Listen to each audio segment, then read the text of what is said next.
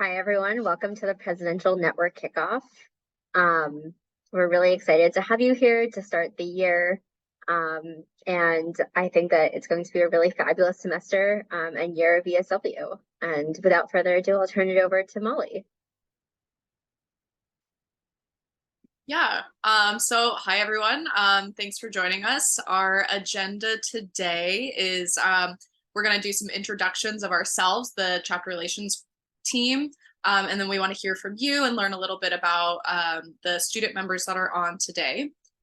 Then we'll go through a few of our greenhouse keeping items, as we like to call them, and kind of give you an overview of your responsibilities as a leader. And then we're going to go through a few big topics that we want to cover and just familiarize you with kind of the basics of running a chapter. I'm sure a lot of you are familiar, but we'll kind of dive into some tips and tricks. We'll also do some goal setting. We will talk about ESW conference that's coming up in November, and then we'll conclude with some upcoming events and open up the floor for any Q&A. But just to note, if you have any questions as we go through the slides, don't hesitate to ask. You don't have to keep them to the end. Point of this is to kind of be discussion based and kind of share ideas. So.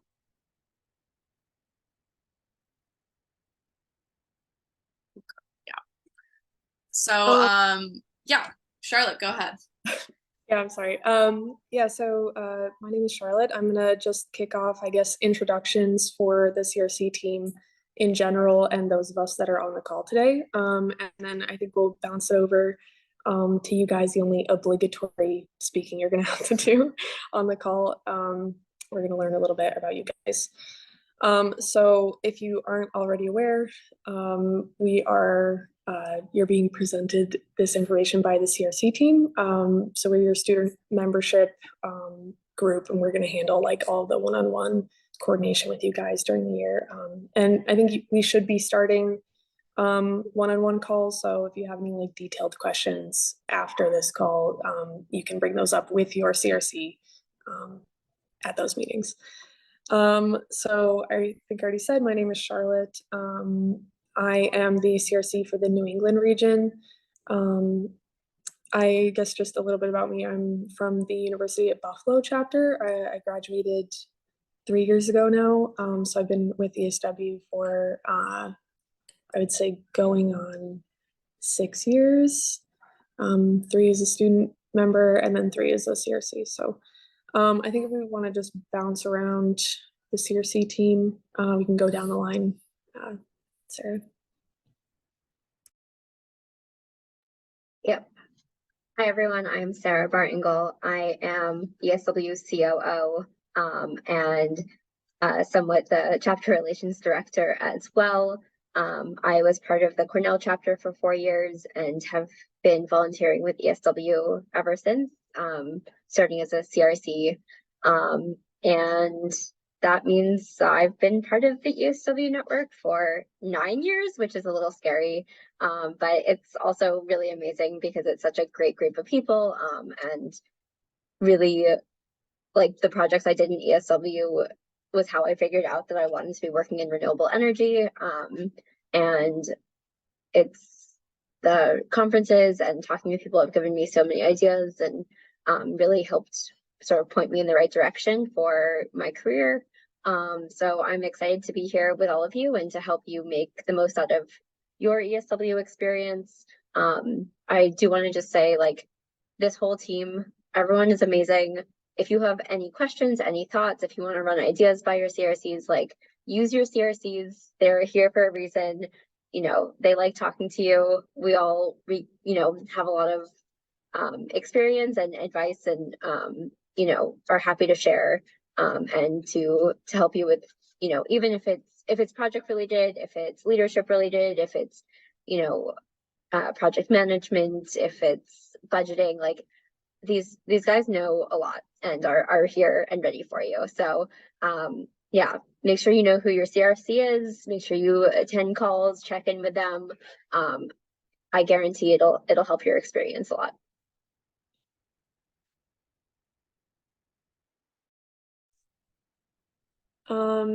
Carly, if you want to hop on next. I'll run through the CRCs who aren't and the members who aren't here after. Okay, sounds good. Hi, everybody. My name is Carly Cohen. I've been in ESW for, I think, 8 years, 4 as a student and 4 as a CRC. I am one of the CRCs for the Midwest region. Super excited to be here with you guys, and I look forward to hearing more about your chapters. Hey guys, how's it going? I'm Matthew Wu, as I'm sure you know. I am the CRC for the Northwest, and I've been a part of ESW for about 8 years now. I feel like I'm getting old. It's a little wild, but no, I'm happy to be here. You know, passionate about sustainability, passionate about helping you guys chase your dreams and whatever you want to get out of this club. So excited to be working with you for the upcoming year. And hello, I am Molly Patterson. I'm the CRC for the South Central region. I have also been in ESW for like 9 or 10 years now, which is wild. I went to the University of Texas at Austin, which Matthew did not mention. He was also a former Longhorn, which is how we know each other. But yeah, excited to be here and present some useful information to you. Cool. So I guess you can see on the student membership team the CRCs that aren't here if you're from that region and you don't recognize the person, or if you haven't spoken to your CRC before, they'll be in contact with you if they haven't been already about your one-on-one calls, which I mentioned earlier. Also, we have Emma Burke, who I think will be hopping on at the end of the call, who manages the chapter, the CRC department, kind of. She assists Sarah with that. And then we have Amelia Veach, who does new chapter development and helps onboard brand new chapters, which is really cool. So I guess just really quickly, we wanted to kind of get a sense for the new chapters, or the chapters who are on this call.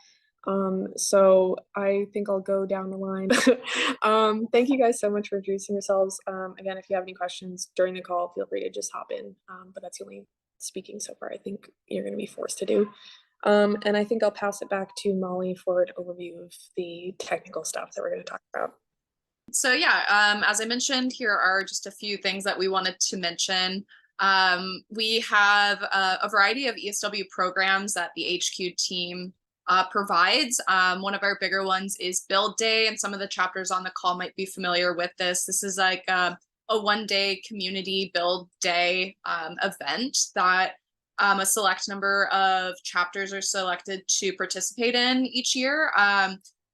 More information will be coming out on that soon. That usually the application comes out in the fall semester, is due usually in October, and then you use October through mid-spring to create and develop your program. And then usually a build day is held somewhere in March or April. So we also have project grants, which are open to provide funding for any of your new or ongoing projects. And that's a rolling submission. Applications, I believe, are open right now. If not, they will be opening up very soon. And that application is open through the end of December. So you can submit an application, and we generally take 2 to 4 weeks to review an application and get back to you. We're really excited to be hosting our in-person ESW conference this year. That's going to be held at Ithaca, or at Cornell in Ithaca, New York.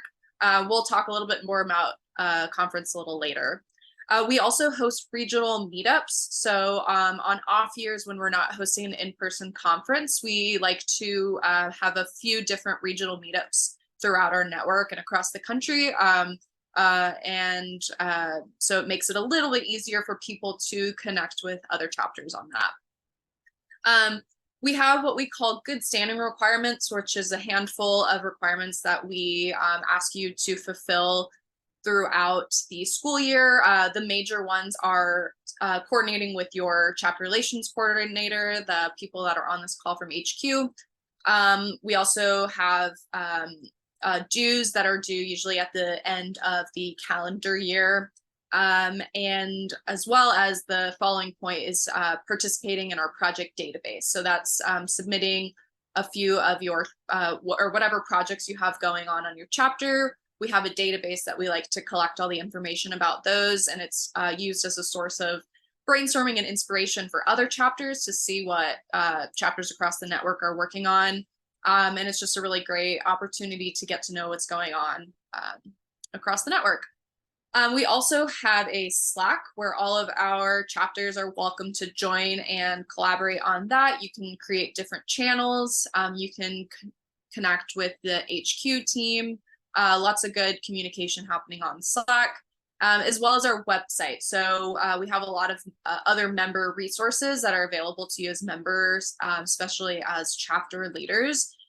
So our website has all that, and exciting news for this year, we have a new website coming out. So that should be coming out within the next semester or next year or so. So it should be a lot easier to kind of find what you're looking for on that. And you'll hear more about that later. Next slide. We have our 2023-2024 timeline. So I don't think I'm going to go into every single bullet point on here, but just to highlight a few. As I mentioned before, we have a series of check-in calls throughout the year with your CRC. That's generally at the beginning of the fall semester, the beginning of the spring semester, and at the end of the school year, just to discuss your goals for your chapter, how things are going, any challenges that you're dealing with at the chapter level, just some time to discuss one-on-one about specifics about your chapter. Also, throughout the school year, we'll host some chapter chats, as we like to call it, where we focus on a specific topic that is relevant to you as a chapter leader. And those are opportunities to connect with other chapters, other leaders in the network, and is designed to be kind of an open discussion-based presentation. As I mentioned, we have ESW conference in November. We'll talk about that more at the end of the presentation today. And yeah, so we'll host some chapter chats throughout the fall and spring semester. And then if you look towards the end of the school year in May, we have an annual report that we send out where we collect some data about your chapter, how many people are involved, just kind of basic information just to check in annually with our chapters. And those are generally due in June. So obviously you'll hear about that later. And if you scan the QR code at the bottom of the screen, you can add our ESW calendar to your Google Calendar. You'll always get emails about upcoming events, but if you add this calendar to your GCal, we can just be permanently on your calendar forever, and you'll know what's going on. And yeah, we'd love that. All right, next slide. So we have a few big topics that we just wanted to cover and just make you aware of. We like to separate these out into sponsorship and funding, membership, how you recruit and engage and retain your members, and then we'll talk about projects as well a little bit. So these aren't the only topics to think about, but they are just a really great place to start if you don't know what else to do as a chapter leader. So we will hop into that. I can't remember if one of my other CRCs was going to do sponsorship. I'm happy to do it, but I don't want to steal anyone's thunder if they thought they were going to present this. Then I'll go for it. So funding is essential. I'm sure you are already aware of that as a chapter leader. It makes projects run. It's what you use to get food for meetings and entice people to join. You need funding for social events, travel to ESW conference. And so there's a lot of different ways you can get funding for these various things. Your university might have a number of project grants available to you. Corporate sponsorship is a big one. So corporations might sponsor you, come talk at a meeting, and provide some grants there. You can also collect income by taking membership dues. So, you know, anywhere from $10 to $20 to join the club and kind of put towards social events and meetings and whatnot. And you can also host fundraisers. I just want to point out the chapter leader guide, which is a really awesome resource we have on our website that goes into super great detail on a lot of topics, but we have a really great chapter on fundraising and corporate sponsorship. And it's a really great place to start, really good read if you want some more information. But I'll open it up the floor right now. If anyone wants to talk about any other like unique or really important funding sources that your chapter has.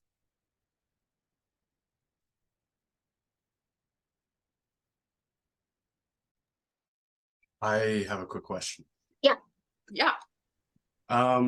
So I don't know if this is entirely related.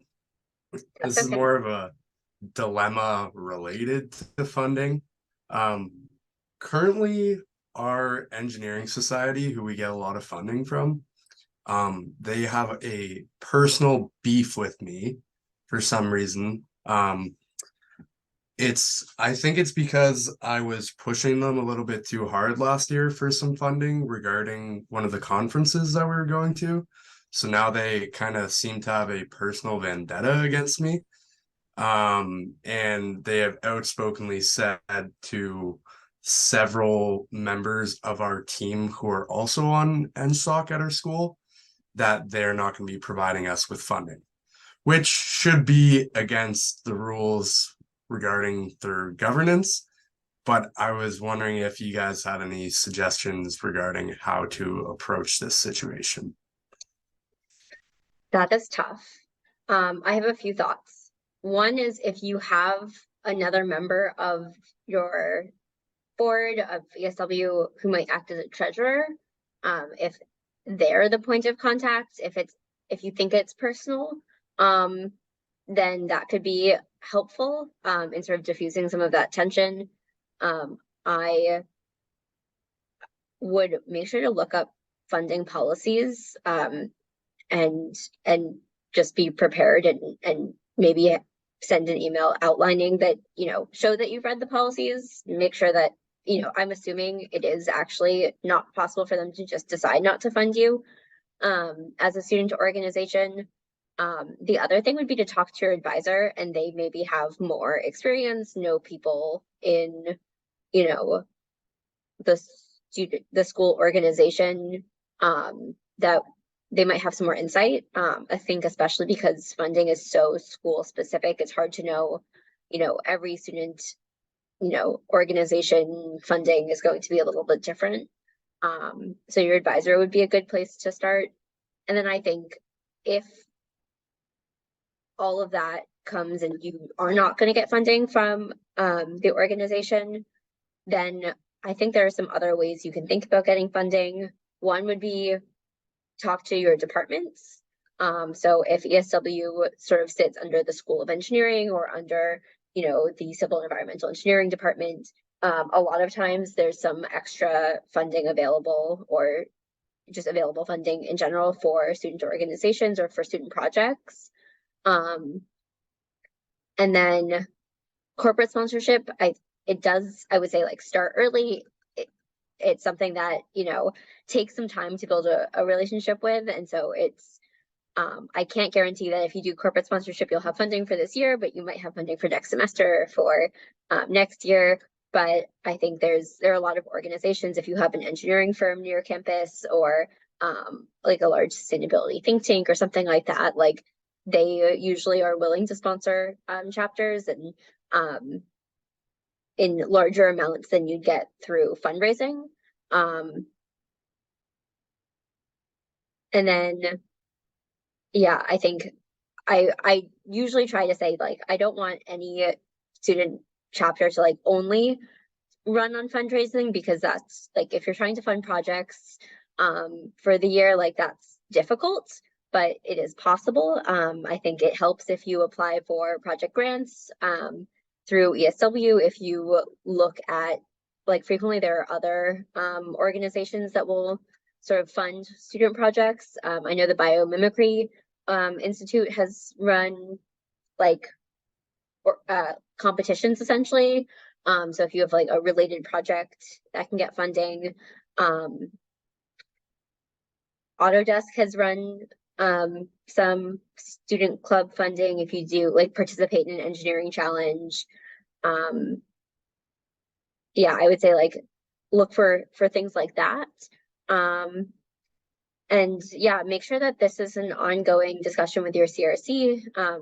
Check in. If you try something and it doesn't work, like let us know and we can help. We also like if your chapter doesn't receive funding for the year, like let us know ASAP, because if that is the case, then we will waive dues or work with you on partial dues depending on how much funding you get. So we don't want that to be, if you're not receiving any support from your school, we don't want that to be a barrier to you getting to like do the cool work that you're doing. Okay, thanks. So yeah, I did, that's a great example of like what CRCs are here for. We can kind of help you navigate that and just like do a deeper dive and figure it out. I did have one other thing I wanted to add to funding and sponsorship is that all of this is most helpful if you make a budget for your year early, so that you know sort of what you need and what to ask for, and think through all of the possible, things that might come up. So, are you going to start a new project, and what might the funding for that look like? Do you plan to host any events? Is your chapter going to pay for tickets for ESWCon, or is that something that individual students are going to be doing, and travel? And yeah, just make sure you go through the year and think about what you're going to need. I know, especially as we just discussed, every school is different, but a lot of university funding sources, like you do need to submit a budget early in order to get that funding. And it can be harder to change or to request something else later. So yeah, just make sure that you take some time at the beginning of the school year and really think that through and put together, something written out, maybe an Excel spreadsheet, just be, as organized as possible going into finding funding. Great And you'll be good points. to go. Yeah, we have one more slide on funding and sponsorship. So this slide is a little bit more specific to corporate sponsorship. So, but not necessarily. So anyway, the once you have your budget and you know what you need to get, you can brainstorm with your leadership board about who your potential supporters are. So a lot of things that we just mentioned, so corporate sponsorships or your university or community organizations. But you can also reach out to organizations with personal connections. So if you have any current students who are, working for a company, or you have alumni, those are great places to reach out to and say, hey, you have an ESW member working for you, and like, you have the opportunity to support them in their technical projects. And also lots of different potential supporters. So just kind of identifying some that might be a good fit for your chapter. It's also good to stay organized when you are reaching out to corporate sponsorships. You want to make sure you don't have like multiple points of contacts. You want to be very professional and streamlined with that reach out. So you want to keep track of the sponsors, how you contacted them, when you contacted them, and kind of the status of that. You can also create some marketing materials as you reach out to corporate sponsors. So we have a really good ESW sponsorship packet template that we'll send out these slides, and these are all hyperlinks. So you can go to the website and find this template. But it's a good starting place. You can modify it and personalize it to your chapter. And it basically just outlines what the chapter does, talks about some of your major accomplishments, and then how the support from that corporate sponsor might, or how you'll use that money. Will you put it towards projects? Will you put it towards engaging new members? Will you put it towards travel to ESW conference? Just being very specific about where their money is going and how it's going to be used. And it's always good to just follow up and make sure you kind of create those lasting partnerships. That just makes it easier for future years of your chapter. So just reach out, say thank you, give them updates, send them pictures of the project that you used their money for. And yeah, it'll just help secure a more financially stable chapter.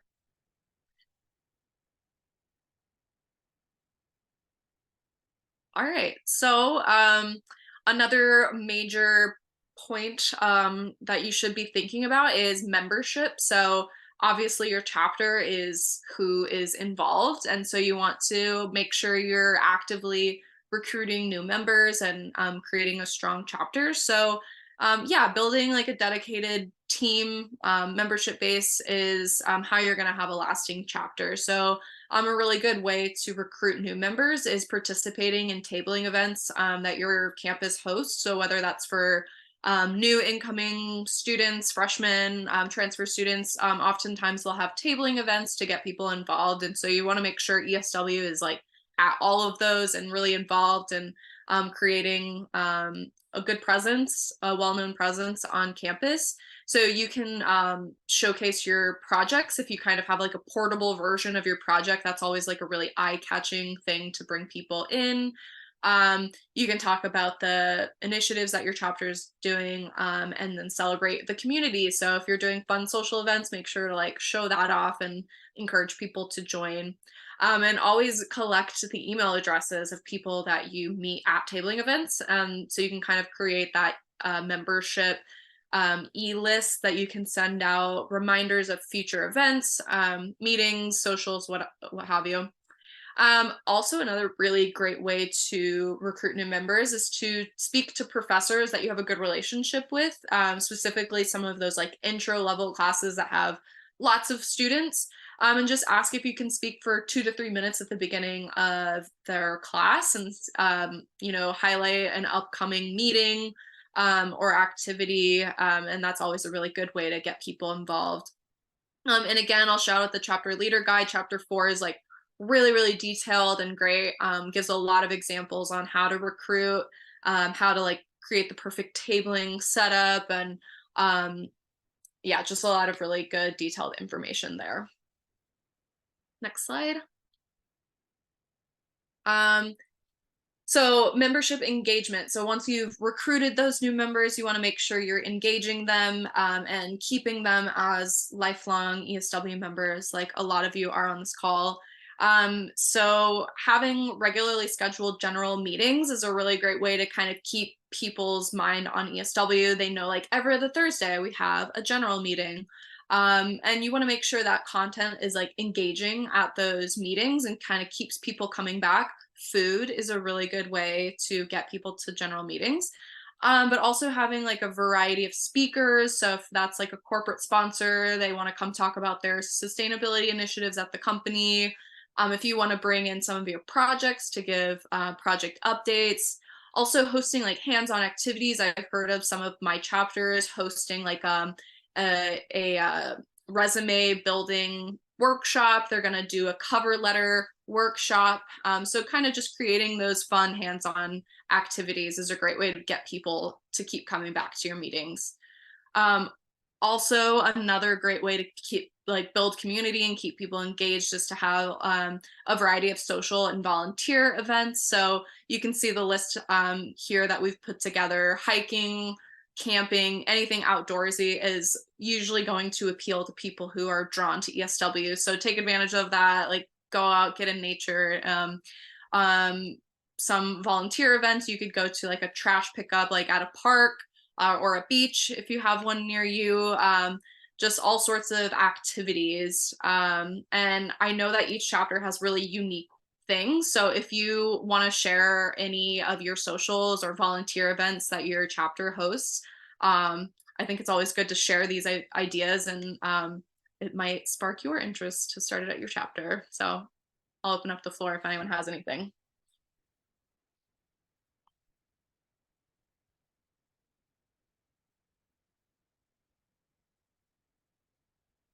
Well, I'll share a fun example that I saw recently. My 2 chapters University of Texas and Texas State, which is a brand new chapter. Last weekend they did a like a float together. So they met up and did like a floating boat, not floating boat, what the tubes, you know, they're hanging out on the tubes outside. It's great, super fun. So bonus points if you can like connect with another chapter and like expand your network. Rafting, yeah, that's sounds like what they did. But yeah, so there's always opportunities to do that. My suggestion is having at least like 2 or 3 social events per semester. And they can be super like low maintenance and not require a lot of planning, but just kind of fostering that sense of community, I think is like a really great thing. Evan, yeah. Yeah, no, I was thinking about our last year, and as we were reviewing our first year on campus, like we hosted a cleanup event, which I don't know if anyone else has tried that before. Our campus is situated directly beside a big river valley in Edmonton. So there's a lot of green space. And so luckily we could just walk right over. And it was a great event because we opened it to anyone on campus. It wasn't just ESW members, although a lot of our general members came. It was like just such a successful event because number one, we were like, right on our mission goal and our core values. Number two, it was really easy to plan because it's just garbage bags and gloves and pizza. That's all we had to really get. I guess as well, like where we're gonna put the garbage, but and as well, just I guess the community effect of that event as we've now entered recruitment for this year. At our clubs fairs and tabling events, people have remembered that event, and so they're kind of starting to know us by that. So I just wanted to share that event that we hosted. It was quite a success. Thanks. That's awesome. Thanks for sharing. Awesome. I think that's the last slide we have on membership, but again, our chapter leader guide has a lot of really good information on how to keep people engaged. I think we have Matthew, if you have another comment or question, feel free to jump in. Yeah, sure. So one thing that I just wanted to mention too, that we've had a lot of success with over the last year is any sort of planting related events. Like we had one event last year, where we did kind of like a recycled plant pot painting night. So pretty much we took soup cans and glass jars. We got students to come out and just have like a fun little social activity where everyone was painted their jars, and then we filled them with rocks, soil, and then we gave them a succulent too. And that was a huge success for us. So we ended up doing another kind of plant giveaway for our O week this year, and that went really well as well. I think we had like 40 plants, bought like a bunch of snake plants and other succulents and stuff, and we had like a booth set up in our university center, which is usually like a pretty busy walkthrough spot. And as soon as people saw the plants on the table, the line to come up to our booth was insane. So pretty much if you can get your hands on plants, do it, because people love plants nowadays, especially first years. If you can give them something like living to put in their dorm, they'll go crazy for it. So that's my little piece. Thanks. People love plants. It's great, especially ESW people. Something about it. That's awesome. Thanks for sharing, Matthew.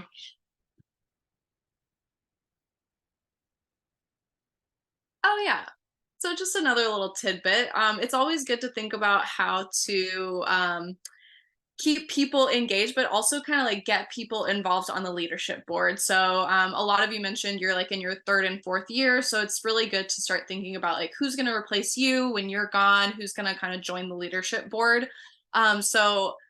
Something fun that I've seen chapters do in kind of like different ways is appoint junior officers or people to shadow current officer positions. And that's a really good way to kind of transfer that knowledge throughout the school year instead of all at once at the end of the school year. So kind of engaging people from the get-go, whether that's like an application that people submit to like be a junior officer, or you just kind of like unofficially say like, hey, you're gonna like come plan this event with me, or you're gonna see how I do the finances for the club or whatever. Always good to get people involved in unofficial ways or, you know, semi-official ways. And then creating subcommittees for various events. So like if you're doing your plant giveaway, you know, getting more people involved in a subcommittee for those events is always a really great way to get people engaged who might not have the full commitment to join the leadership board, but still kind of want to get involved more than just attending general meetings.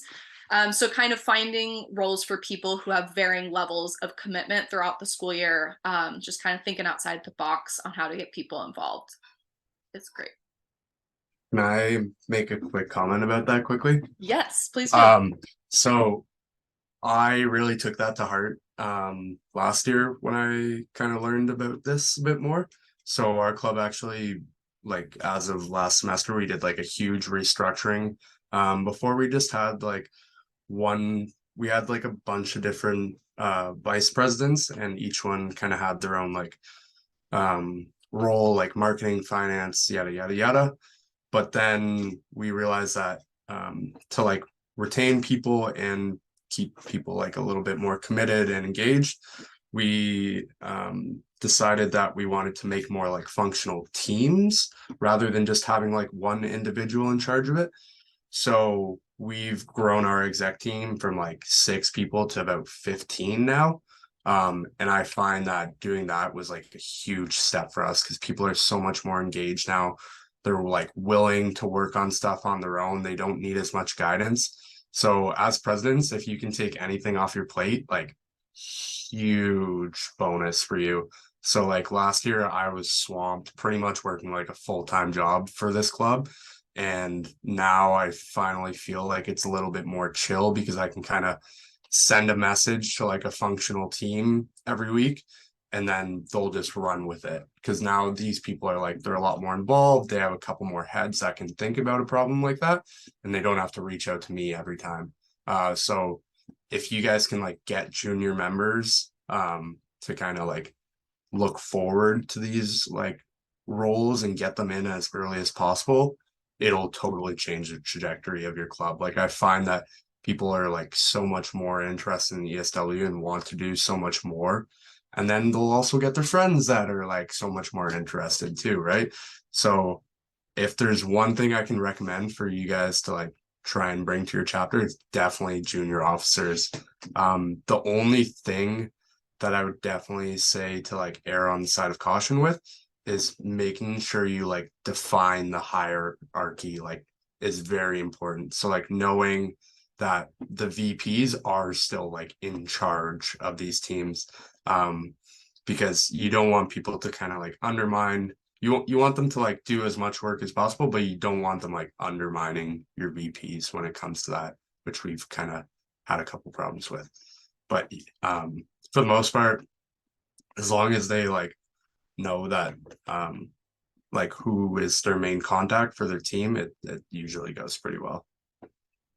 Didn't want to scare you with that last point by any means, but just something to be mindful of.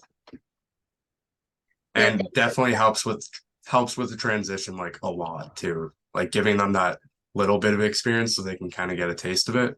Super important. Even like I have a co-president too, and she wasn't able to make it tonight, but like letting her into the position of co-president for when I leave, rather than like having myself as the president and then leave and try and partake in that transition, having her join the co-presidency and then getting her to like experience all these things over the course of a year, and I can kind of provide guidance on that goes a long way. Definitely. Thanks for sharing. And we love hearing about all of the different ways that chapters have gotten more people involved, helped with their leadership transitions. It's really helpful to have that information to share with everyone else. And yeah, as you mentioned, like just communication on your board is always so important, and making sure that everyone's on the same page in the work they're doing. Yeah, I'm excited about that for your team. I hope the restructuring is continues to be successful. Yeah, that's great. That also reminds me, usually a topic for a chapter chat that we host later in the year is officer transition. So the major point of that is just kind of like starting early and like getting all that information that like maybe just like one or a couple people have, and just kind of like sharing that information with everyone, and that helps with the continuity of your org. So be on the lookout for a chapter chat where we talk about that. All right, I think I'm passing this over to Matthew for projects. Yeah, I can definitely talk on it. Happy to. So projects are such a big part of ESW, your chapter and everything. It's really what gets a lot of engineers excited. So, beyond just finding problems, that's usually the main first thing you kind of go about doing is just figuring out what problem can you solve? What are people interested in? What would people like to learn how to do? What could make the most impact on your community? So definitely brainstorming with your team. If you have no ideas, brainstorm with your team would be really helpful.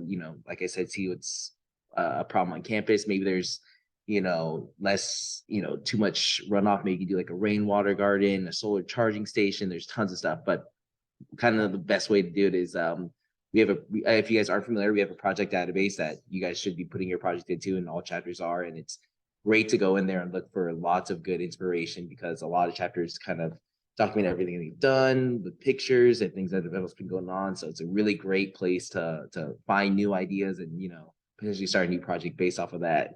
And it's honestly really exciting because that'll get new members excited, the fact that they can maybe do this cool project they've been thinking about with this club. And that's also a great way to recruit people into it.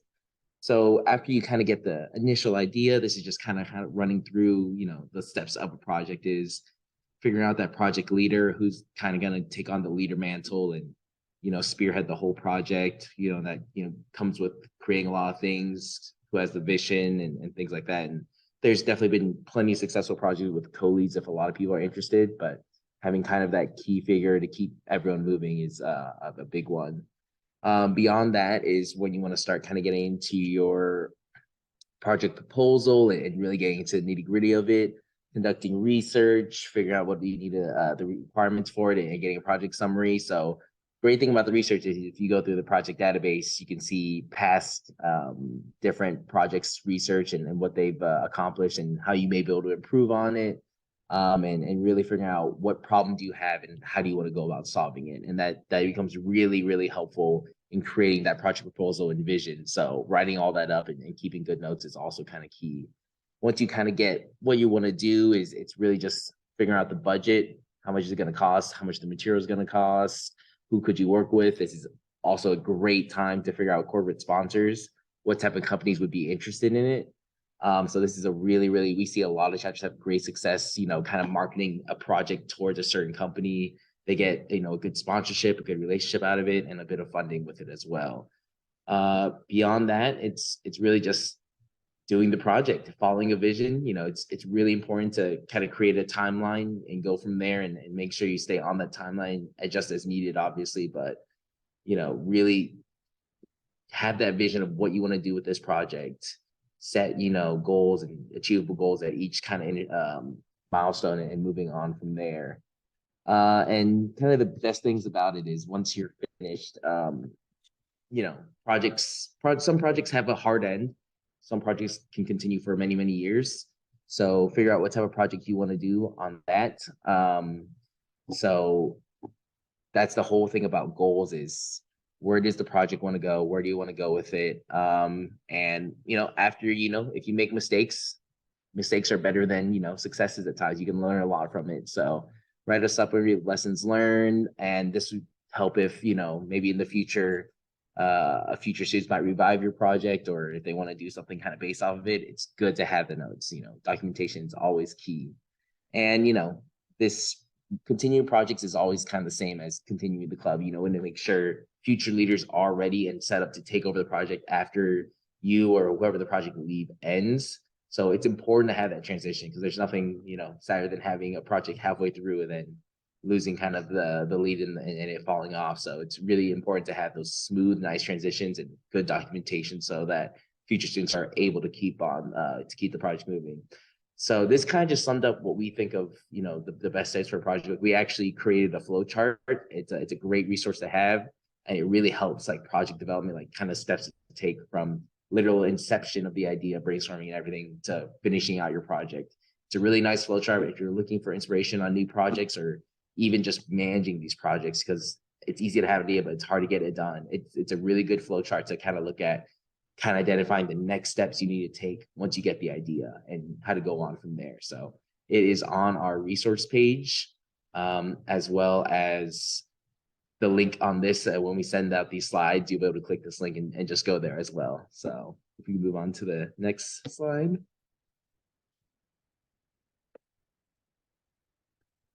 So some great project examples that we've done in the past. Some of these are from ESW, and I was a part of it, so I can speak really well to it. So aquaponics is a really fun one. It's a big crowd pleaser. It's really kind of, maybe not flashy is the right word, but it definitely draws attention. If you're not familiar, it's having like a floating garden and it helps clean the water for fish that live in there, and the fish provide nutrients to the garden. It's a very cute, wholesome, self-sustaining cycle. It's a very, very fun project to do because you have the mix of chemistry in there, biology, and a lot of the engineering to make the whole pumps work and everything. So it's a really great project for a lot of different majors and disciplines that can get a lot of people interested. Solar powered smoothie cart, again, it's one of those that has both the theory and the building part of it, so it's really exciting for students. It's basically just getting a solar panel rigged up, learning all about how that works, and then being able to apply it in a fun way and also get a great way for fundraising. You sell smoothies in front of the engineering building, or in your student union or whatever they are nowadays. It's a fun one. Rain gardens have seen a lot of success, and it really builds connections with the school. Repair cafes, building ties with the community. One of the more interesting, but I'll be a little bit harder to do, is biodiesel processing. We have a couple of chapters that have been running biodiesel projects, converting cooking oil into usable diesel for their different type of diesel vehicles that might be on campus. It's intensive, but it can provide a lot of connections with the facility, and it's a really, really cool project to learn and how to do, because you're learning a lot of chemistry, and as well as actually being able to run a reactor. It's really interesting. But I'd love to open up to the floor for any other cool chapters or any cool projects that you guys work on, if you guys want to talk about it at all. Can I go? Yeah, so far for UBC, we currently partnered with one company based in Vancouver as well. So far, we're doing one of the 3 projects they suggested and gave us. So basically, we're not funding anything in that project. They give us everything we have to use. So right now, we have one project ongoing and another project that is currently recruiting and will hopefully be on board by October. The first one is working with magnesium oxychloride boards, which are basically a sustainable concrete.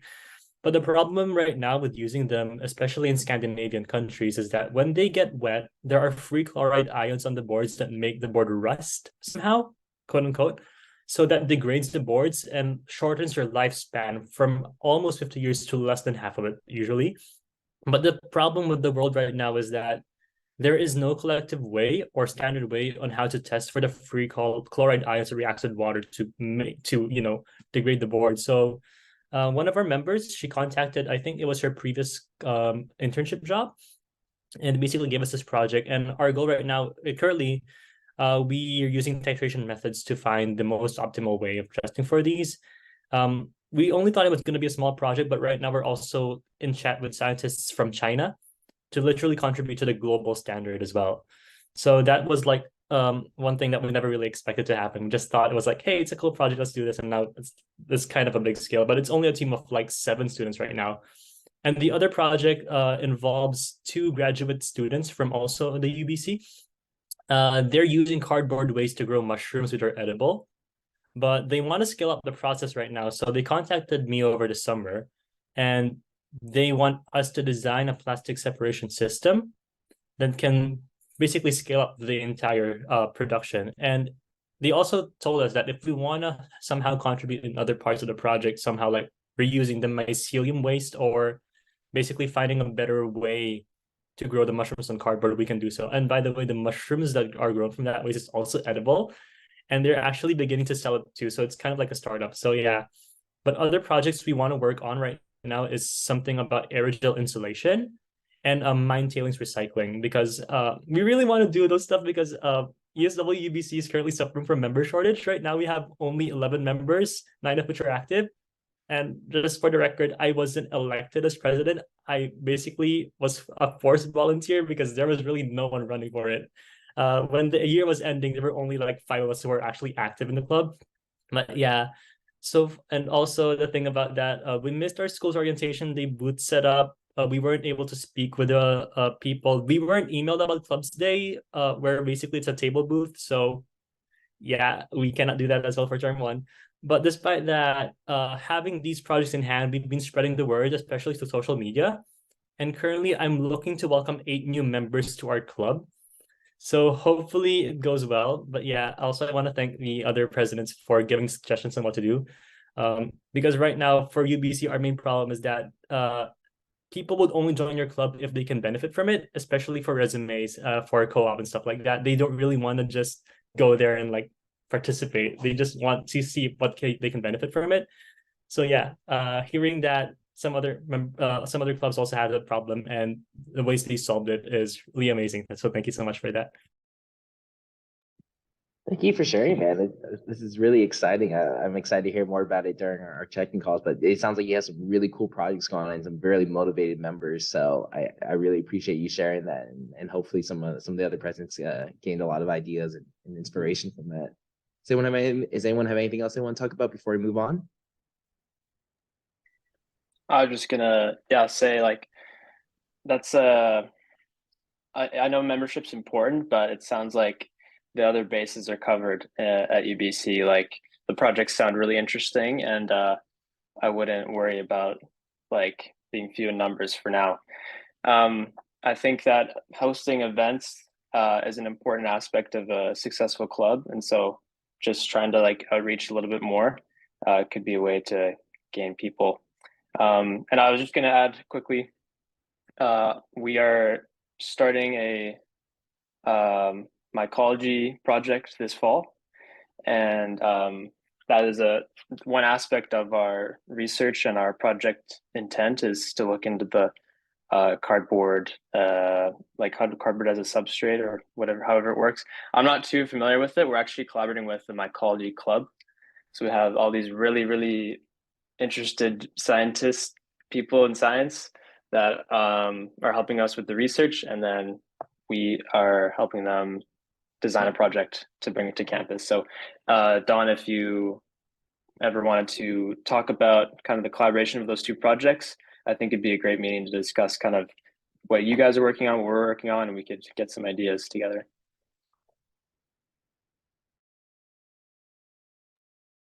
That'd be amazing. That'd be amazing. I'll be I'm both your CRCs if you haven't figured that out already, but I'll be sure to email you guys and get you guys together. That'd be amazing.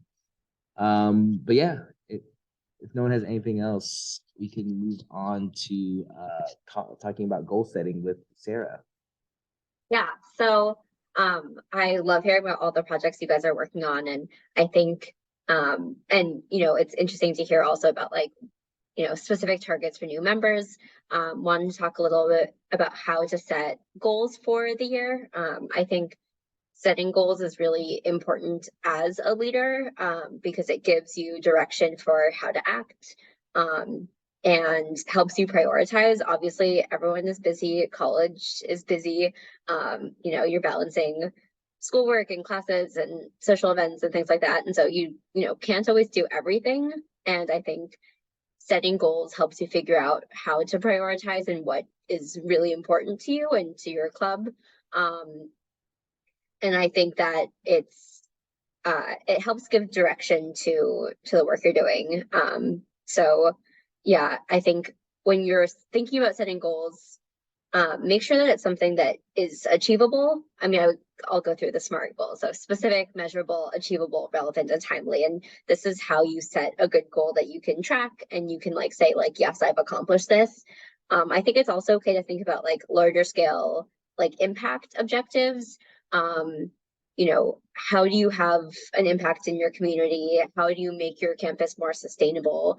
And sort of start from those bigger picture like ideals, and then narrow those down to like, okay, like we want to complete 3 projects, or we want to start 2 new projects, or we want to collaborate with another organization on campus to grow our reach, or we want to have 8 new members to help us finish this project. I think all of those things are really important, and I think this is a good exercise to do not just as the chapter president, but with your whole board, or even with your whole student membership team, or student organization, depending on the size of your chapter, because it helps, you know, if you're working towards goals that are common goals and that everyone is excited about, then, you know, people will be more engaged, they'll be more excited about the work you're doing. And also it helps to have people feel, you know, to be part of the process and to be included in that way. And yeah, so I think I already touched on these, but just some more examples. You know, it can be project-based where it's, we have not updated these dates from a previous slide, but that's okay. But like, you know, starting or completing a project within the school year. It can be like school-based, community-based, you know, how do you make an impact? How are you going to reduce, you know, runoff on campus? How are you going to ensure that X number of people learn more about renewable energy? Just things like that. I think they can be, you know, as broad or specific as you want, depending on your chapter's projects and what you want to do. I think they should be specific to the school year versus like thinking ESW goals long term. Although that's helpful to include in the conversation. Yeah, we just make sure that goal setting is part of your process, to plan for the year as a student leader. And it'll help make the rest of the work easier.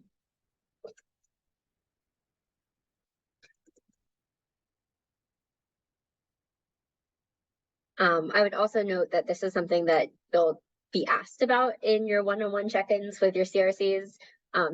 We all want to know what your goals are so that we can help you achieve them. So now is a great time to start thinking about it. And if you don't know what your goals are, it's like, you know, start talking with other people, figuring that out, asking questions about, you know, what you want to accomplish.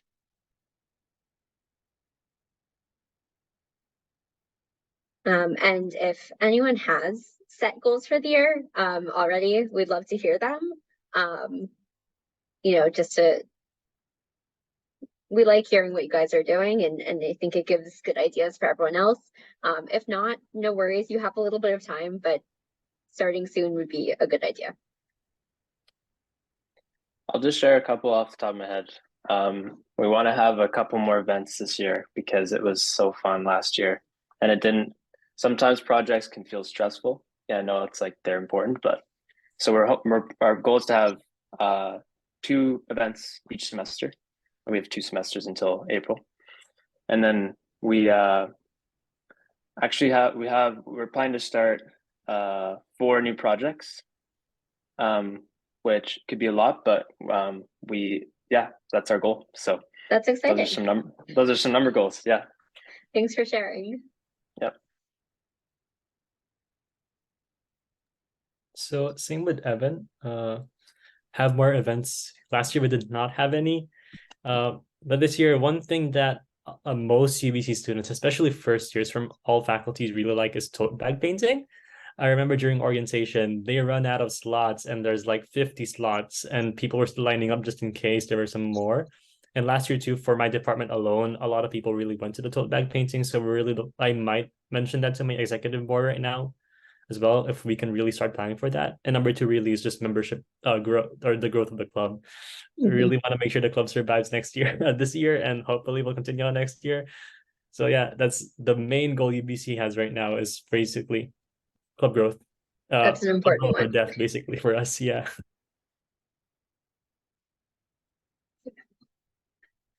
Yeah. So yeah, just make sure that you communicate your goals with your whole board if you haven't, developed them all together, so that everyone is on the same page. They know that these are the goals you're working towards, and can help you get there.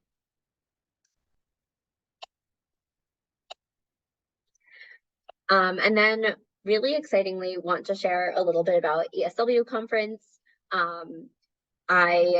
This is our first in-person conference since 2019. So it is likely that most of you have not been to an in-person conference. We did have 2 virtual conferences since then, but never quite the same as an in-person conference. It will be November 9th through 12th, hosted at Cornell University in Ithaca, New York. And I encourage you to go check out the website. We have, tickets sales are open. We'll be posting the agenda. We'll be posting speakers. I'm excited for this. I'm always excited for ESWCon. I've been to 2, but in starting to see who the speakers are, what the workshops are, we're having a much larger design challenge than we've ever had. There'll be a career fair. It's really such a wonderful way to meet other people who have similar passions and ideas, to share projects, to learn, new things about some of our speakers. This is a special. We haven't actually said any of this yet, but you guys are on the call and I'm excited to share. We'll be including speakers about city climate action planning, about how to make any job a climate job. We're going to have an ethics panel, and a alumni career panel. So there's a lot of really cool ways to learn, in addition to workshops, and a design challenge. And I think any of the CRCs who have been to a conference can tell you just it's so high energy and so exciting to be with. The ESW community is just amazing. So I highly recommend having as many people from your chapter as possible attend. I know it was also really inspiring as I joined my leadership team for our school's chapter, to think about what types of projects we wanted to do, how to have more impact. I was really inspired by a lot of other chapters' projects and getting to hear about the work they were doing. So yeah, can't recommend it enough. If you would like discounted tickets, we have an early bird discount going through the end of September. And if your chapter does need help funding student travel, we will have an application that we'll send out after this call. And we can't fully fund every student, unfortunately, because the ESW is not a huge organization, but we will have some funding available. And yeah, I am excited to see everyone in person.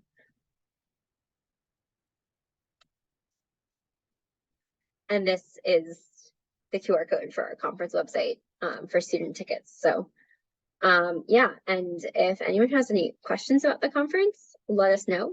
If you already have plans to go, let us know that as well. You don't have to raise your hand, you can just come off. Yeah, I'm excited.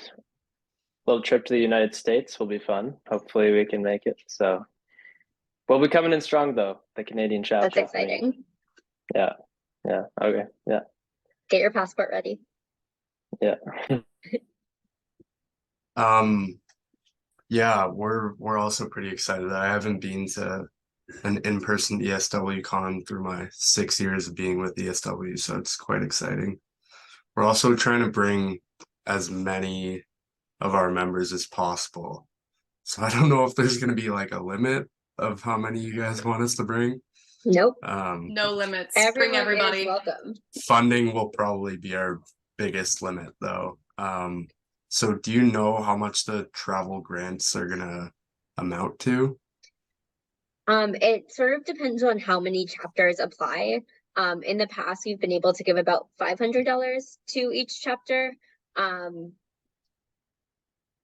But it sort of depending on the year, and has ranged sort of anywhere from like 300 to 700. Okay.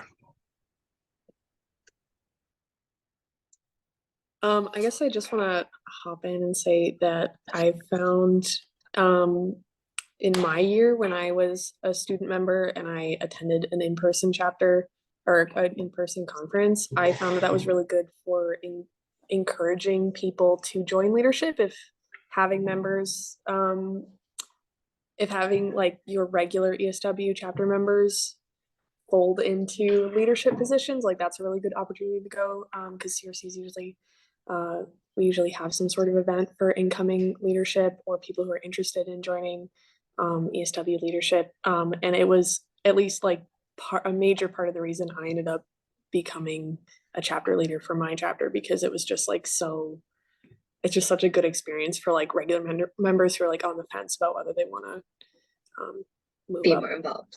Yeah.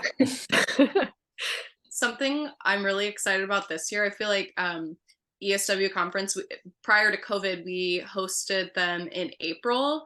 And like anytime's a good time to have a conference, but in April, like the school year is about to end. And so like, all this excitement, it's like, obviously you can implement it somehow, but I'm really excited for it to be in November in the middle of the school year. Kind of like a mid-year bump in the excitement and energy for ESW. So I don't know. I always found that like I attended conference and I came back to my chapter with just like a ton of fresh ideas and enthusiasm to kind of like get things going. So I don't know. I'll just mimic everyone here. Like I highly recommend it. It's great and fun, and we'll be there and you can meet us in person, and that's great too. Yes, definitely. I actually have one more question too. So I saw that there's like a buy 5, get 1 free type discount. Yes. Is that gonna be only like a one, like for the first 5, or is it gonna be for every 5? No, like if you have 12 students attending, you can get 2 of those. 2 free? Okay, Yeah. great. Yep. Also, I don't know if anyone on this chapter, or on this call, has anyone participated in project grants or build day in the last year? So I believe as participants of that, you will receive 1 comped ticket to conference. Is that correct, Sarah? That is correct. And I believe Sean and Allison have sent emails out about that.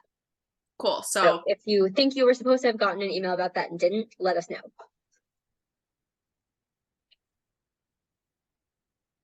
Cool. I feel like we've said a lot about conference. We could probably move on. So surprise, my laptop died, but yeah, I just wanted to wrap us up today. So thank you guys seriously for coming. It really does mean the world to us that you showed up and participated. If you guys have any, follow-ups or any questions that you have throughout this, please reach out to your CRC or any of us, or the ESW CRC account as well. Just want to run through some quick upcoming dates and deadlines that we've talked about. We have a professional development event going on Monday, September 11th at 6 p.m. Tomorrow. God, I forgot my days. So that is tomorrow at 6 p.m. Eastern. The event invite will be in these slides, and I'm sure we'll send an email about it soon as well. Project grants open tomorrow. You still have some time. It's not a first come, but it's something to get started and start thinking about. Our next chapter chat, we haven't quite decided on the topic for it yet, but it will be October 17th on that evening. So plan your schedules now if you can, and please try to come if you can. We really appreciate it. It's always a great experience for everyone who's able to attend. And of course, the big one, conference, is coming November 9th through November 12th. I'll quickly speak to it. It's what made me want to be a part of HQ again after I graduated. It's an amazing time. I think you can tell we're almost more excited about this conference than you guys. So it's a very fun time. Very, very fun time. So we'll just wrap this up with the next slide. If you can't get enough of us, please join our team. After you guys graduate, we would love to have you. As you may or may not know, ESWHQ is comprised entirely of volunteers, and most of us have been past ESW members / leaders. And it's honestly a great time. We really do feel like a family. We have some fun pictures of us doing our different events going all over. We have, Philadelphia. I made a trip out to New York. As you can see, me and Charlotte are here. She came and visited me in Chicago. So there are lots of perks. You make some great friends and great experiences, and you really do feel like a part of ESW still after you graduate, which was such an important part of my life. So yeah, you guys have. And there are other roles other than chapter relations coordinators, which I think we're biased in saying it's the best because we get to interact with the students. But if you feel like you have some other skills, we have social media, people that work on our website and create the beautiful products that is. There's always going to be an opportunity to get involved with conference planning. There's programs, so build day and project grants. There's a lot of different departments within the HQ team in different roles. So all skills are welcome, and we will find the perfect role for you. And you can join before you graduate. We do have a few people on the HQ team who are, in their last year. I joined when I was on my little victory lap on my last semester. That's when I joined, and it's a great team. A lot of us have been working together for 6 years now. So it's really cool and fun.